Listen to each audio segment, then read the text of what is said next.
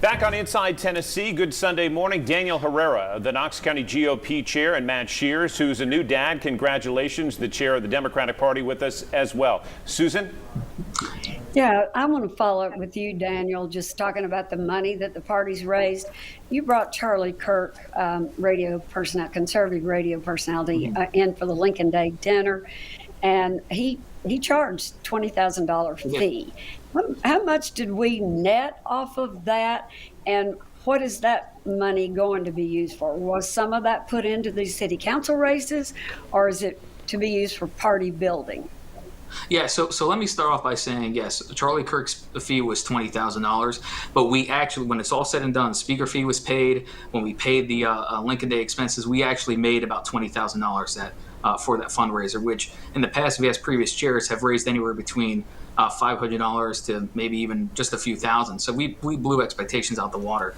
Our board allocated a certain amount of money, pretty much half of what we made for Charlie Kirk's from Charlie Kirk's event to city council races. But we also said that if donors wanted to donate to us to earmark money for city council races, that we'll honor those earmarks as well for that. So again, we haven't lost a single penny this year. We've actually have raised and outraised previous expectations and our current expectations. So, at the end of the year, I think we'll cross that $100,000 fundraising goal, and I'd love to double it and have $200,000 going into an election in 2022. Again, this was not a major election cycle, and we more or less turned it into it for our fundraiser. So I'm feeling pretty confident about 2022. Daniel, let me ask you a question about sort of the evolution of the GOP in Knox County. When I first moved here, it was sort of a very traditional GOP. Democratic Party had some influence, but obviously everybody knew the GOP was kind of the big dog on the block. And it looks to me like a schism has developed. When I go around, for example, the city-county building and I talk to some office holders, they're like, yeah, Herrera is kind of new frontier, and where he makes us uneasy, he makes us uncomfortable with some of his techniques and the way he does stuff. They're used to more of the, and I think you know what I'm talking about, the kind of the traditional approach to running a GOP county party. I'm curious as to whether you think maybe you've sort of rubbed people too much the wrong way. No, I don't think so, and I think that shows in our fundraising numbers and the amount of new data and new voters and new information that we got. Obviously, we'll talk to office holders to make sure that going into 2022 we're all on the same team. But again, when we talk about city council races, right, this year had to be different. We had to get aggressive.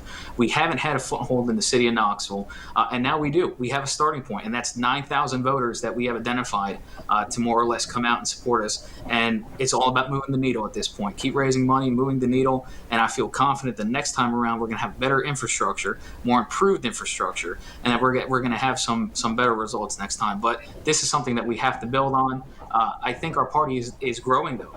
We actually have a huge engagement of new voters, new volunteers, and we plan on using those in 2022 to maybe even take back some some county commission seats and at least strengthen and show our muscles as well. Matt, let's let you into this conversation because the Democrats were able to expand greatly in the last presidential race, at least in the city, in growing what appears to be a deeper blue in the city and expanding that. Talk about the growth you've seen and whether your numbers match what Daniel Herrera is explaining. Yeah, for sure. Well, we've seen great momentum for the Democratic Party here in Knox County in the last 8 years. We've seen a 14-point shift towards Democrats on the presidential level, and we've seen that trickle down as well, too. In the last 4 years, the only political party to make gains in this county has been the Democratic Party. We flipped a county commission seat. We successfully reflipped a state house seat, and precincts that used to be solidly red, like Sequoia Hills, are now solidly blue. I mean, Sequoia Hills is one of our base precincts at this point. And the idea, I would kind of push back on what Daniel says about moving the needle in the city elections. I mean, Eddie Manis, who's a Republican, lost to Mayor Kincannon by 5 points. But then this time around, the Republicans successfully doubled that plus more by losing all these races by over 11 points. And so it's not just the Democratic opinion that this campaign to make city races partisan failed. I mean, it's also the opinion of folks like Steve Hunley, Victor Ashe, other Republicans as well, too. Billy, your question. Daniel, let me build on a comment you made a while ago about philosophy, which I think is a good one. The mailboxes in my area were full during the recent election with pieces funded by the Republican Party that called all the incumbent socialists. Over the last 4 years, my understanding is taxes weren't raised, the reserve was increased, the debt was lowered, they funded the police every year. Andrew Roberto is our council person. Can you give us 2 examples over the last 4 years of votes he made that would justify calling him a socialist? So the socialist comment is pretty much targeting Seema Singh. With that said, though,